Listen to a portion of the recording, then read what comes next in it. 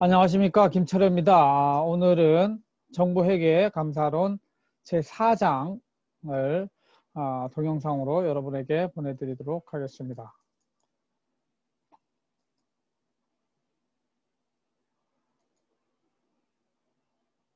전체 화면으로 바꿔줘야 되니까요.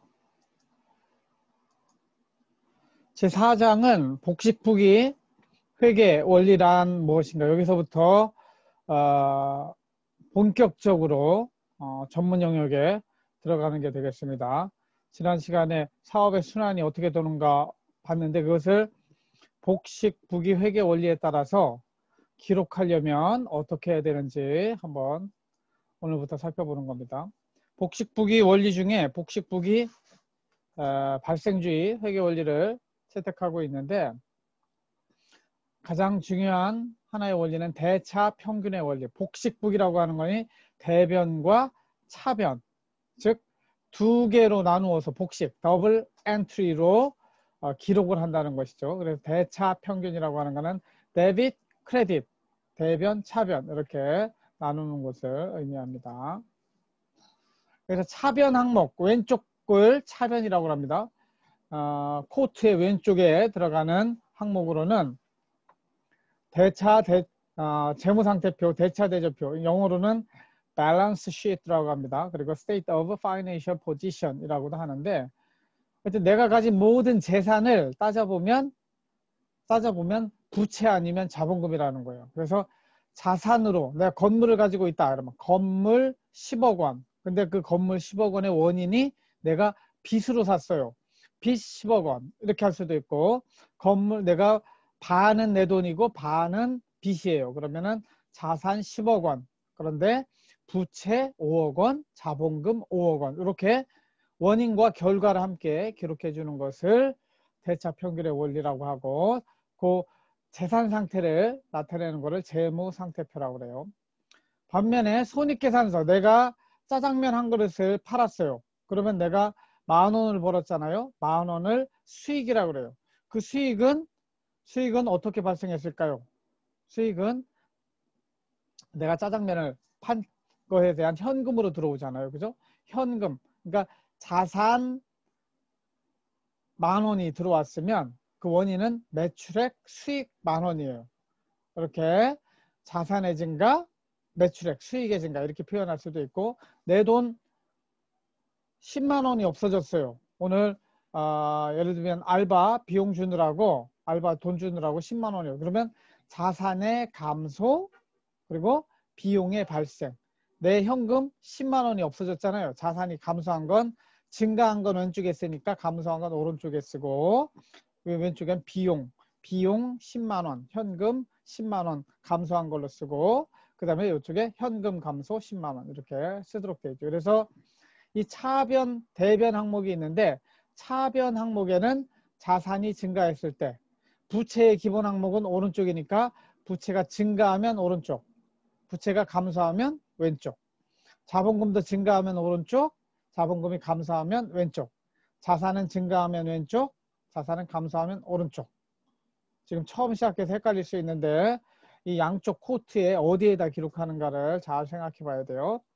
손익계산서는 비용이 발생하면 왼쪽, 수익이 발생하면 오른쪽. 이게 헷갈릴 수 있는데, 비용이라고 하는 거는 현금으로만 생각해도 비용이 발생하면 현금이 줄잖아요. 그러니까 오른쪽엔 자산의 감소, 왼쪽엔 비용의 발생 이렇게 쓰게 돼 있어요. 그러니까 수익이 발생한다는 건 현금이 들어오는 거잖아요. 현금의 증가는 자산의 증가니까 자산의 증가 왼쪽, 수익의 발생, 매출액의 발생 오른쪽 이렇게 쓰게 돼 있다는 거예요.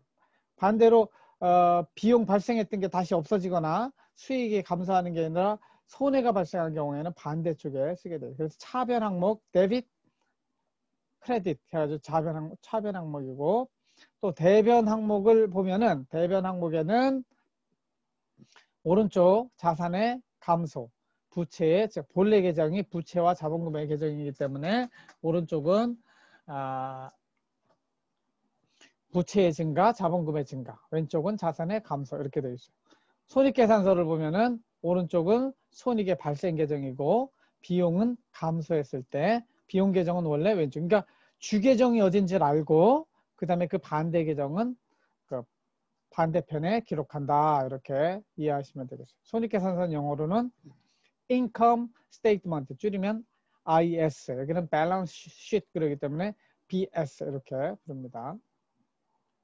그래서 이걸 그 대차 평균의 원리로 이해를 한다면 이거로 같아요. 왼쪽은 자산 계정이기 때문에 자산의 증가. 그러니까 자산의 감소는 이쪽으로 오른쪽에 오는 거예요. 이 오른쪽에 있는 계정은 부채의 증가 또는 자본의 증가. 그래서 자산과 부채, 자본 요 관계를 나타내는 게 밸런스 쉿, 재무 상태표가 되고, 비용과 손익의 관계, 비용과 수익의 관계를 나타내는 게 인컴 스테이트먼트, 손익계산서가 되어 있어요. 이거 전체로 따져보면은 모든 기록이 왼쪽 한 번, 오른쪽 한 번, 차변, 대변 이렇게 해서 전체 2번을 기록하니까 양쪽을 합치면 다 합치면 똑같고 잔액도 양쪽이 같아야 돼요. 이거를 대차 평균의 원리고, 이 원리가 적용됨으로 인해서 내가 계산을 제대로 했는지 또는 기록을 제대로 했는지 점검해 볼 수 있다. 이렇게 볼 수 있겠어요. 그 다음에 그래서 이 대차 평균의 원리를 적용할 때 경제적 변동, 경제적 이해관계의 변동이 나타난 거를 기록하는 거를 거래, 트랜잭션이라고 하는데, 그 거래의 개념과 종류를 한번 살펴보도록 하겠습니다.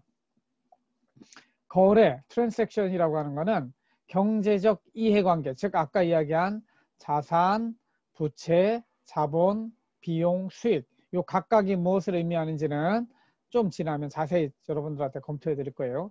이거의 변동을 가져오는 사건을 거래라고 그래요. 일반적 거래는 재화나 서비스를 buying and 그죠? purchasing과 selling, 사고 파는 행위가 다 이제 거래가 되겠습니다. 그래서 우리는 뭐 물건을 사면 당연히 거래라고 이해를 하는데 좀 특수한 거래도 있어요. 내 건물이 화재로 소실되었어요. 건물이 내 경제적인 내 자산이 없어져 버렸잖아요. 건물이. 이게 예를 들면 1억 원짜리 1억 원이 없어졌는데 이거 어떻게 할 거예요? 이거 거래라고 부를 수 있을까요?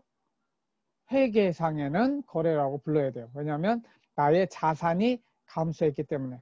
자산의 감소 오른쪽에 있습니다. 오른쪽, 오른손 보세요. 오른손. 반대로 왼쪽에 뭐가 올까요? 건물이 없어졌어요. 이거는 비용의 발생. 무슨 물건을 사서 비용이 발생한 게 아니고 화재 발생함으로 인해서 자산의 감소, 비용의 발생 이렇게 거래를 하게 되어 있습니다. 그리고 아파트를 구입하기로 계약서를 작성하고 계약금을 통장에 집어넣었어요. 그렇죠? 돈이 나갔잖아요. 그죠? 돈이 나갔잖아요. 현금이 감소했어요. 그죠? 계약이 지불됐으니까. 이것도 그 계약서를 작성하고 계약금, 돈이 나갔으니까 경제적 이해관계가 변했으니까 이것도 거래라고 본다 이거죠. 그러니까 이것만큼 나에게 계약금을 비용으로 볼 수도 있고 뭐 저기로 볼 수도 있는데 부채로 볼 수도 있는데 하여튼 요거는 이제 계약금 현금의 감소, 자산의 감소 이렇게 보시면 될 것 같습니다. 그러니까 자산의 감소, 이제 이게 자산의 증가, 계약금이라고 하는 거를 일종의 채권으로 볼 수 있기 때문에 자산의 증가, 왼손에 자산의 증가, 자산의 감소 이렇게 볼 수 있습니다. 반면에 거래가 아닌 것들이 있어요. 아파트 구입하기로 구두로 합의했어요. 우리는 말이 중요하니까 이것도 경제적 거래에 해당이 되는가? 아니에요. 구두 합의는 구체적인 돈이 오간 것 또는 약속이 법적으로 채권 채무가 발생하는 그러한 의무나 권리가 발생하지 않기 때문에 경제적 거래라고 하지 않아요. 스티브 잡스가 죽었다. 주식이 엄청 떨어지죠. 그죠? 그래서 스티브 잡스가 죽은 것만으로는 재무 상태가 변하지 않는 경우에는 이거를 거래로 기록하지 않아요. 하지만 스티브 잡스로 인해서 죽음으로 인해서 실제 주가가 떨어져서 내 경제적 변화가 일어났어요. 그때는 경제적 거래로 기록을 해야 맞습니다. 다음. 그러면 거래 유형은 어떤 것들이 있느냐? 이건 뭐 시험 보는 사람한테나 이런 유형과 종류가 의미가 있는데 아무튼 이렇게 회계학 체계는 자본거래, 손익거래 이렇게 분류를 해요. 자본거래는 재무상태표 항목상의 자산의 증가, 자산의 감소, 뭐 자산의 증가, 자본의 증가 뭐 이렇게 하는 거죠. 그 기업체와 소유주 간의 거래로 출자나 배당 요거를 자본 거래가 있었다 이렇게 이야기를 해요. 출자라고 하면은 자산의 증가, 왼쪽에 자산의 증가, 오른쪽에 자본금의 증가 이렇게 하는 거죠. 배당을 한다. 배당을 한다 그러면 자본금이 감소하는 거죠. 자본의 감소 이렇게 배당금을 주는 걸로 이렇게 처리하시면 되겠습니다. 잠깐만 배당을 하면은 그렇죠. 자산의 감소 이렇게 되겠네. 그죠? 자본의 감소, 자산의 감소 이렇게 나오겠네요. 그 다음에 손익거래, 손익 항목 즉 비용과 편익에 관련된 항목이 포함된 거래를 손익거래라고 그래요. 그러니까 협의의 손익거래는 영업활동으로 따른 매출의 발생을 협의에 손해와 이익이 관련된 매출이 발생하는 경우를 협의로 손익거래라고 부르고 교환거래라고 하는 거는 현금이 개입되지 않고 이루어지는 거래 물물교환으로 물건과 물건을 교환하는 거 이거 교환거래라고 합니다. 그 다음에 어토키라고 그러죠. 혼합거래, 혼합거래는 차변, 대변에 2개 이상의 항목이 결합하는 거래. 그러니까 그거를 기록할 때는 제자 그러면은 제가 여러 제적으로 여러 가지가 있다고 해요. 계좌에 여러 가지가 발생 제자 이렇게 하는데 2개 이상의 항목이 결합되는 거래를 혼합거래라고 한다. 나중에 제가 사례를 보여드리면서 이게 바로 혼합거래야 이렇게 설명을 해드릴게요. 그 다음에 오늘 배워야 될 복식부기 발생주의 회계원리상의 분계. 여러분들은 그 중학교, 고등학교 수학 시간에 전계라는 걸 배웠을 거예요. 전계와 인수분해. 그러듯이 어떤 거래가 일어났으면 분계라고 하는 거는 차변과 왼쪽 차변과 대변에 나누어서 기록하는 거를 분계라고 이렇게 이야기를 해요. 그래서 이 분계를 하려면 여러분들이 거래의 판료수를 잘 파악을 해야 돼요.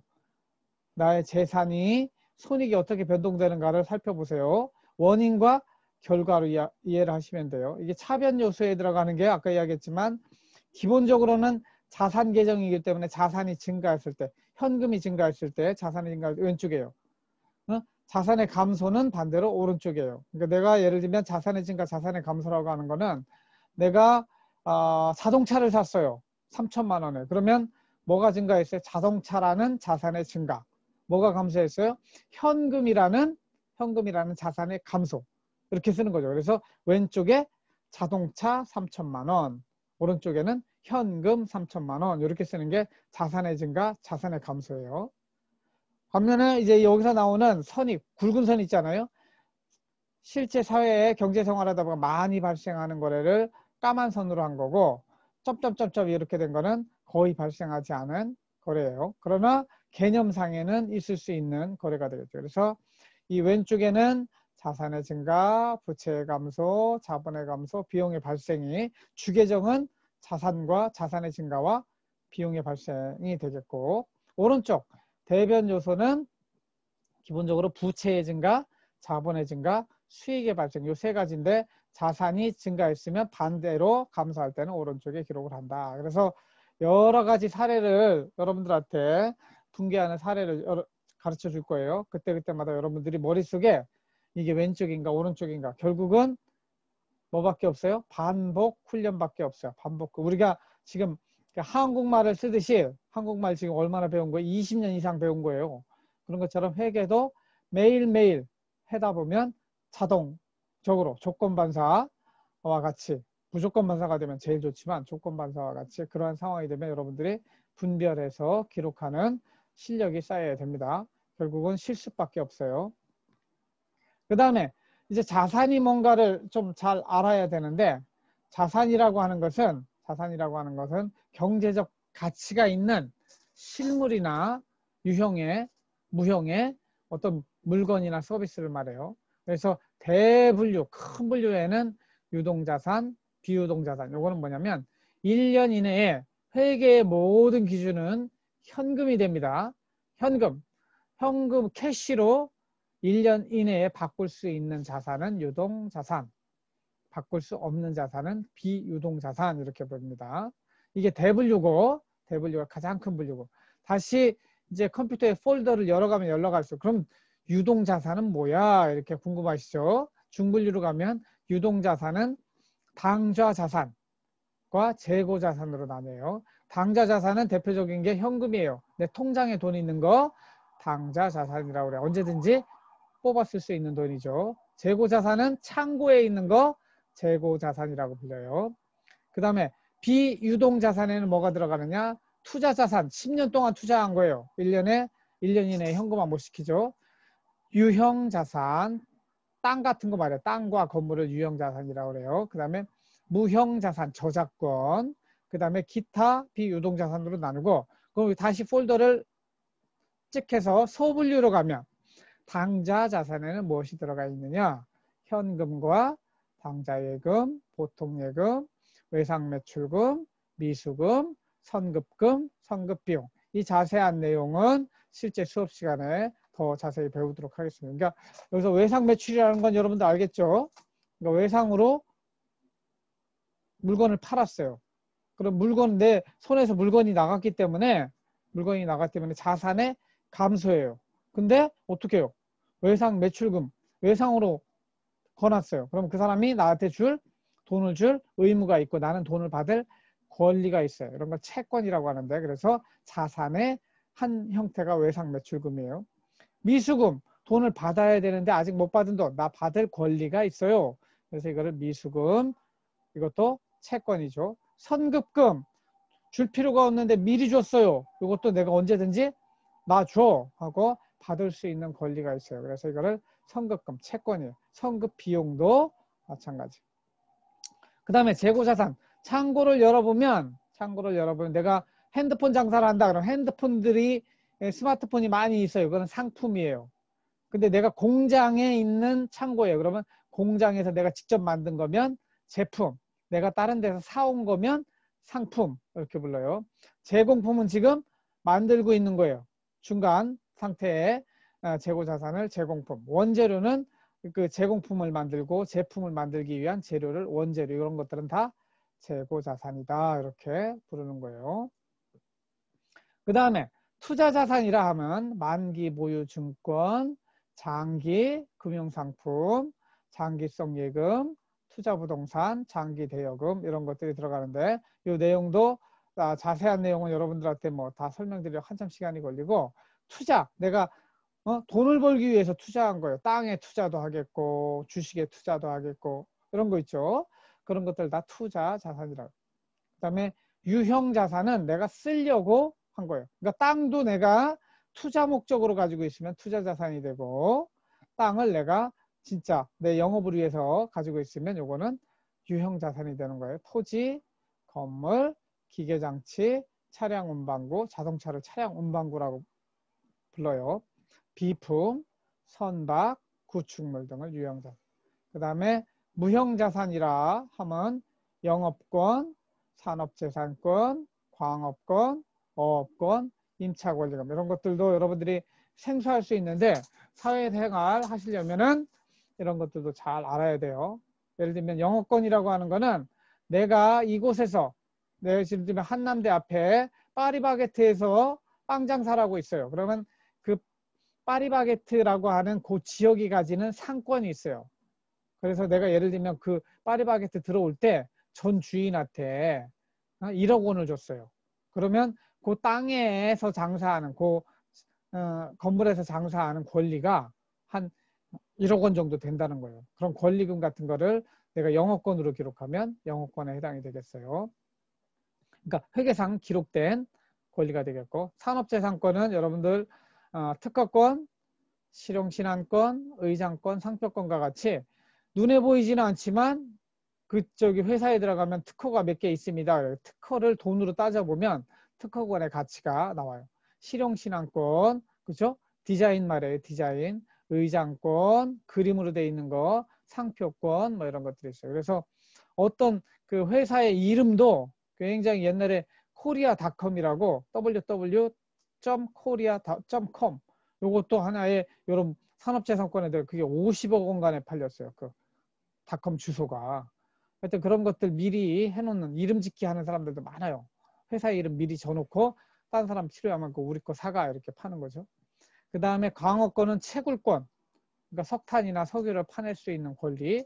어업권, 예를 들면 대청호 이런 데 가면 그 금을 쳐가지고 고기를 잡을 수 있는 권리가 있는 사람이 있어요. 바닷가에 가면 고기 잡을 수 있는 오래전부터 그 땅에서 고기 잡아서 먹고 살았던 사람들에게 주어지는 권리, 어업권이에요. 다른 사람들이 하면 불법이에요. 하지만 어업권을 가진 사람은 거기서 그물을 쳐서 고기를 잡을 수 있는. 임차 권리금, 이것도 아까 영어권 설명하면서 말했지만 그런 것들 다 포함해서 이게 영어권으로 따로 분류되는 게 있고 권리금으로 나올 수도 있고 뭐 이렇게 됐습니다. 저번에 권리금은 뭐 바닥 권리금으로부터 제가 시설 권리금, 뭐 영업 권리금 이렇게 해서 설명을 해드렸어요. 그 다음에 기타 그 비유동자산으로 임차 보증금, 장기 매출 채권, 장기 미수금 이런 것들이 있습니다. 이게 다 개념이 어려운데 임차 보증금이라고 하는 거는 내가 예를 들면 한남대 앞에서 식당을 하느라고 집주인한테 월세 100만 원에 쓰기로 했어요. 그러면 월세 100만 원으로 끝나느냐? 그게 아니에요. 집주인, 임차인한테, 임대인한테 얼마를 줘야 돼요? 1억 원 정도의 보증금을 또 맡겨요. 나중에 찾을 수 있어요. 그러니까 이거는 잠깐 맡겨놓은 거니까 채권이에요. 받을 수 있는 자산이 되는 거예요. 장기 매출 채권도 아까 외상 매출금하고 비슷한 개념이고, 장기 미수금, 오랫동안 못 받고 있는 돈이 있어요. 그걸 받을 수 있는 권리가 있기 때문에 채권으로 자산에 포함이 되겠습니다. 다음으로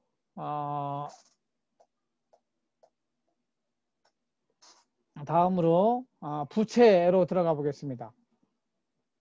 부채는 갚을 돈이죠. 내 돈이 아니라 남의 돈이에요. 남의 돈 갚아야 되는 거로서 이것도 대분류는 역시 현금으로 기준으로 하되 1년 이내로 유동부채, 비유동부채 이렇게 합니다. 1년 이내에 갚아야 될 돈 유동부채, 1년 이내에 갚지 않아도 되는 거 비유동부채 이렇게 1년 기준으로. 왜냐하면 회계 연도가 1년이기 때문에 지금 문서를 작성하는 그 시점을 기준으로 해서 1년이 남았느냐 아니면 1년이 넘느냐 그런 걸 기준으로 합니다.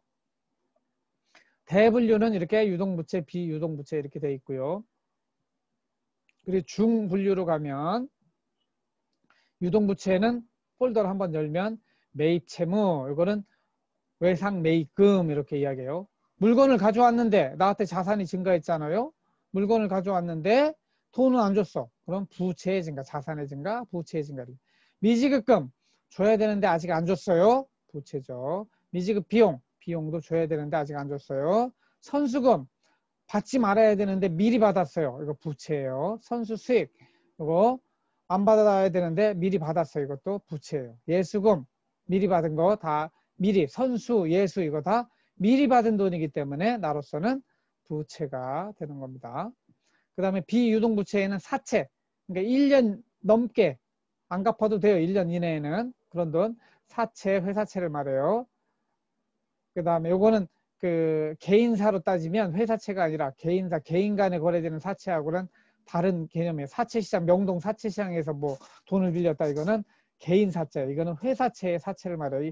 1년 넘게 넘어도 1년 이내에 갚지 않아도 되고 1년 넘어서 보통 회사채는 3년 만기로 하거든요. 3년 뒤에 갚거든요. 어떤 거 긴 거는 5년, 10년짜리도 있기 때문에 이거는 장기 부채에 해당이 돼요. 그 다음에 장기 차입금, 은행에서 돈을 빌렸는데 1년 넘어서 갚아도 돼. 퇴직급여 충당부채, 이거는 뭐냐면 여러분들이 회사 들어가면은 퇴직금을 회사가 쌓아놔야 돼요. 그 퇴직금 쌓아놓은 거 회사가 마음대로 쓰면 안 돼요. 그 돈은 누구 돈이에요? 직원들의 돈이에요. 직원들의 돈을 내가 잠시 가지고 있는 것이기 때문에 이거는 내 돈이 아니라 직원들한테 갚아야 될 부채예요. 그래서 비유동 부채에 해당이 된다. 다음 소분류로 가면은 도대체 요 매입 채무는 뭐냐? 외상 매입금 또는 어음으로 했으면 지급 어음. 내가 어음으로 돈을 현금을 줬어야 되는데 그냥 어음으로 써주고 말았어요. 그죠? 어음 증서로 써줬으면 요거는 이게 아직 돈을 안 줬기 때문에 부채에 해당이네. 그다음에 미지급금은 돈을 줘야 되는데 안 준 거. 이게 소위 여러분들 이제 상거래를 하다 보면은 상거래로 그러니까 물건을 팔고 사는 것으로 인해서 외상을 하는 경우는 외상매입금, 지급어음 그러지만 상거래 이외에 발생한 채무들도 있어요. 예를 들면 이자도 있을 수 있고 뭐 다양한 발생도 있는데 다양한 것이 있을 수 있는데 그런 일반적인 상거래가 아닌 것, 요거는 미지급금이라고 불린다. 그리고 미지급 비용을 해야 되는데, 예를 들면 급여, 월급을 줘야 되는데 못 줬어요. 법적으로는 내한테 부채가 발생한 거, 월급날 미지급금 이렇게 해야 돼요. 이자를 줘야 되는데 안 주는 거 미지급 이자, 미지급 수수료, 미지급 임차료, 미지급 보험료. 이것도 뭐냐면 날짜가 도래했는데 안 했어요. 그러면 나한테는 경제적으로 부채가 발생한 거예요. 이게 바로 발생주의와 현금주의의 차이를 극명하게 보여주는 겁니다. 발생주의라고 하면은 현금 거래가 현금이 오가지 않았더라도 이 경제적인 사건, 즉 거래가 발생하면 반드시 기록하는 것이 발생주의. 현금주의라고 따지면 이런 미지급급이요, 미지급 이자 이거 안 써요. 그죠? 내가 오늘까지 주기로 했는데 아직 현금이 안 나갔으면 현금 출납장에는 쓰지 않는단 말이죠. 그거는 현금주의. 그러나 이러한 경제적인 채권, 채무의 관계가 발생했으니까 기록을 해줘요. 이건 뭐라고 그래요? 발생주의 이렇게 부른다는 거예요. 그 다음에 선수금 미리 받았어요. 물건 대금을 미리 받은 경우 선수수익, 선수 임대료를 미리 받았어요. 다음 달에 받을 거를 너무 빨리 받았어. 이거 부채예요. 이번 달에는 다 발생주의로 생각하는 겁니다. 예수금 미리 받은 일시적으로 받은 예수 미리 받았어요. 미리 예니까 선수라고도 하고 예수 이런 때 소득세 국가가 소득세 국민연금 건강보험료를 아직 날이 되지 않았는데도 미리 받았어요. 예수금 계정에 넣었다가 그날이 오면 다시 예수금을 없애줍니다. 사채는 회사채를 말하고 장기차입금 은행에서 빌리는 돈을 장기차입금 주로 이렇게 불러요. 물론 개인 간에 차입금 빌려서 차용증서 쓰고 배운 것도 장기 차입금에 들어가겠습니다.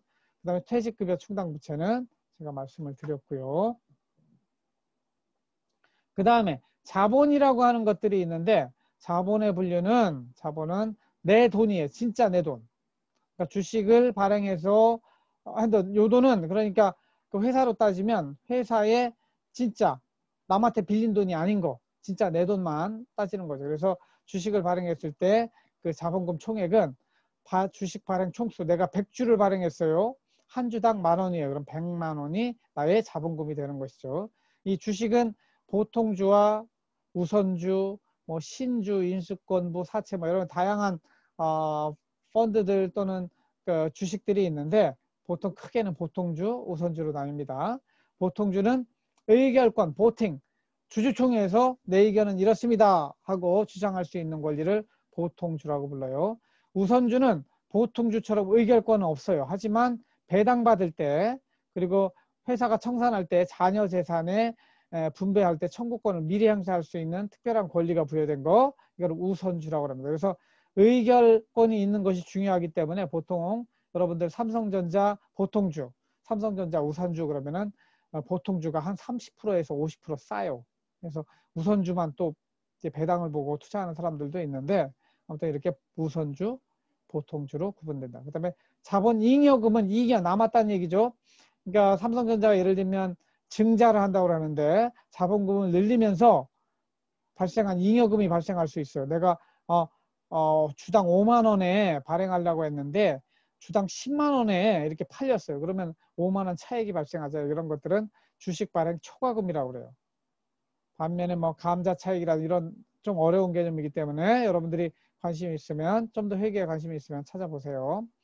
그 다음에 자본 조정은 잉여금의 반대예요. 그 손해가 발생했을 때는 자본 조정 이렇게 이야기를 합니다. 그 다음에 이익 잉여금이라고 하는 거는 매년 한 해 한 해 지날 때마다 당기 순이익이 발생이 돼요. 그럼 당기 순이익을 배당할 수도 있어요. 주주들한테 배당할 수도 있지만 그거를 배당하지 않고 이거 우리 다음 공장 쓸 때 공장 지을 때 쓰자 하고 사내에 남겨놔요. 그 돈은 다시 또 자본이 돼요. 그래서 삼성전자가 지금 5만 원 하잖아요. 원래 삼성전자 주식이 주당 500원이에요. 500원짜리가 5만 원이 됐다는 얘기는 그만큼 사내에 유보를 많이 해서 500원짜리에 계속 새끼치고 새끼쳐서 그만큼이 됐다는 소리예요. 이거는 뭐 다음에 여유 있으면 다시 한번 설명을 해드리도록 하겠죠. 그래서 자본금의 종류는 이렇게 네 종류로 구분이 된다. 이렇게 이해하시면 되겠습니다. 그 다음에 수익과 비용이 있는데 수익은 매출액, 즉 나에게 물건을 팔고 이익이 들어온 것, 이거를 매출이라고 하고 매출액을 수익이라고 불러요. revenue라고 봅니다. profit하고는 또 다른, profit은 아까 단기 순이익의 개념이고, 그래서 매출액에서 원가를 빼야 상품 매출 이익이 나와요. 원가를 빼야. 여기서 또 이제 저기도 관리비도 빼야 뭐냐면은 영업이익이 나오고 이럽니다. 이거는 나중에 손익계산서 작성할 때 자세히 살펴보도록 하고, 유형자산을 처분해서 이익이 생길 것도 수익으로 분류하고, 배당금이 들어와도 수익, 수수료를 받았어도 수익, 임대료를 받았어도 수익, 이렇게 합니다. 반면에 비용에는 어떤 것들이 있느냐? 비용, 전문용어로 비용을 매출 원가 그럽니다. 원가가 비용이에요. 그러니까 상품을 팔았는데 그 중에 원가는 얼마인가? 짜장면 한 그릇 5,000원, 10,000원에 팔았어요. 10,000원에 팔았는데 그 중에 원가가 얼마이냐? 그 원가를 알아야 손실이 났는지 이익이 났는지. 매출액이 크면 상품 매출 이익이 되고, 손해나고 팔았으면 매출 상품 손실이 되는 겁니다.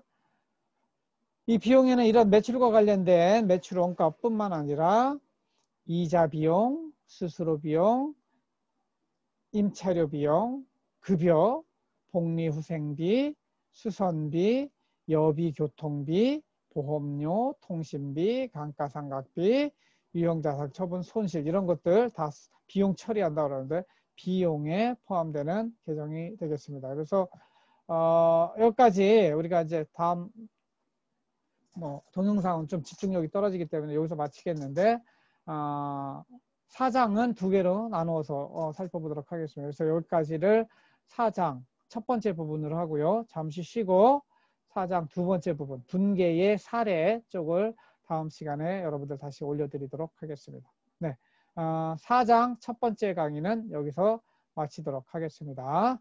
고맙습니다.